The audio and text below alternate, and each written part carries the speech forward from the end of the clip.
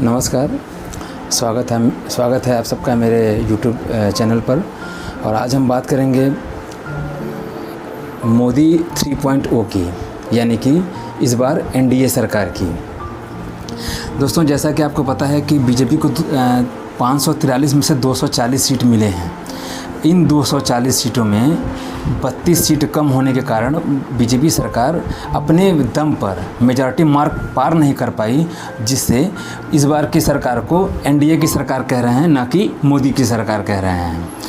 तो मेरे साथ मौजूद हैं राहुल कुमार जी, जिससे हम समझेंगे कि अगर बीजेपी को अकेले अपने दम पर बहुमत नहीं मिला तो बीजेपी को अगले 5 साल चलाने में क्या क्या दिक्कतें आ सकती हैं। और बीजेपी के जो सहयोगी जो पार्टियां हैं, यानी कि जो घटक दल हैं, जिसमें टीडीपी है, जिसमें जनता दल यूनाइटेड है, उनका क्या रोल होगा। और जिस तरह से मंत्रिमंडल का विस्तार हुआ, जिस तरह से मंत्रिमंडल का बंटवारा हुआ, क्या उससे टीडीपी और जेडीयू और बाकी जो अलाइज हैं, क्या वो खुश हैं। राहुल जी, नीतीश, आप बिहार से आते हैं, क्या आप बता सकते हैं कि नीतीश कुमार कब तक पलटी नहीं मारेंगे। सबसे पहले तो आपको धन्यवाद इस मंच पे आपको बुलाने के लिए। शुक्रिया।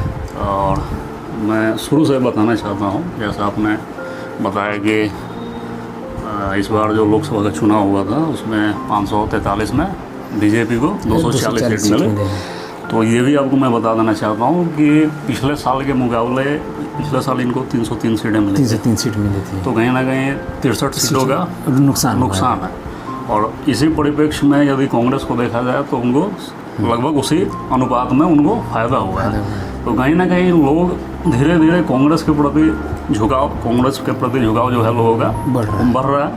और इसके पीछे कोई बहुत बड़ा चीज़ नहीं है, चूँकि ये 19 से 24 का जो सेशन रहा बीजेपी का, इसमें बहुत सारे फैसले ऐसे लिए गए जो लोगों को जन विरोधी फैसले लिए गए और लोगों के मन में एक डर का माहौल पैदा हुआ। संविधान को लेकर एक डिक्टेटरशिप वाली कंडीशन माहौल पैदा की गई और संविधान को बदलने का इन्होंने मुहिम चलाया। इनके कई मंत्रियों का बयान है कि इस बार अगर हम 400 पार का आरक्षण खत्म कर देंगे, संविधान बदल देंगे। तो ये इसी का नतीजा है। तो इससे कोई ये कोई विस्मयकारी नहीं है हम लोगों के लिए। और अच्छी बात ये है कि लोकतंत्र बचा हुआ है। इस बार यदि कोई सरकार अपने बलबूते पे मेजोरिटी पे सरकार नहीं बना पाई बीजेपी, और उनको सहयोगी चाहिए गवर्नमेंट चलाने के लिए, तो इससे ये साफ पता चलता है कि अब कोई ऐसा डिसीजन बीजेपी गवर्नमेंट जो है नहीं ले पाएगी जिससे कि आम लोगों को, खासकर जो मिडिल लोअर हैं या गरीब तबके के लोग हैं, उनको नुकसान हो। क्योंकि हर बार अपर क्लास के लोगों को कोई दिक्कत नहीं होता है।